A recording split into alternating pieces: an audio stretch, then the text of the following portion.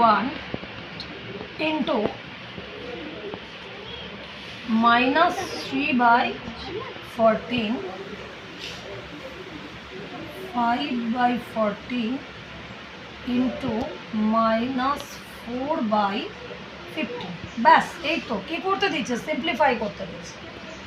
করি, দেখো আমরা এই লাইনে কাটাকুটিটা করবো না, হ্যাঁ আমরা পরের লাইনে টুকে নিই, টুকে নিয়ে অঙ্কটা minus 7 by 21 into minus 3 by 14 minus 5 by 14 into minus 4 by 15.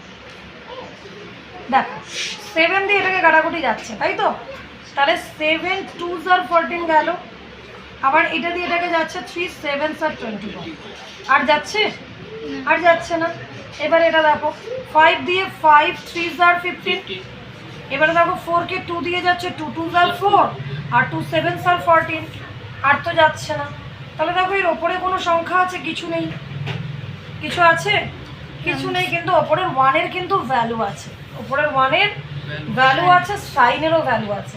তাহলে ওপরে দেখো কি হচ্ছে, মাইনাসে মাইনাসে plus, R 1 into 1 1 1s are 1 হয়, তাহলে ওপরে কি হলো 1 বাই নিচে কি হচ্ছে 7 2s are 14, তাহলে 1 বাই 14 হয়ে গেল। মাইনাস এখানে কি আছে, ওপরে আছে 2 থাকছে, শুধু কি আছে মাইনাস 2, তাহলে হলো minus 2 by 7 3s are 21, sign কিছু নেই, তাহলে 21 বসে গেল। ব্যাস এইবারে যে সংখ্যা বেরোলো আমরা মাইনাস করব। তাহলে মাইনাস করতে গেলে আমাদের নিচের সংখ্যাগুলো কি করতে হয়, এলসিএম করে দিই। তাহলে 7 দিয়ে যাচ্ছে 7 2s are 14 7 3s are 21, কি পেলাম 7 into 2 into 3 2 3s are 6 6 7s are 42 বসে গেল, এখানে দিলাম 42। এবারে 14 লাইন থেকে বাদ দেবো, 7 আর 2 বাদ গেল, 42 হয়ে গেল।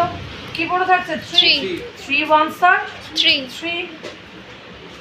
এবারে দেখো সাইনটা চেঞ্জ করে নিই, মাইনাসে মাইনাসে প্লাস প্লাস বসিয়ে দিলাম।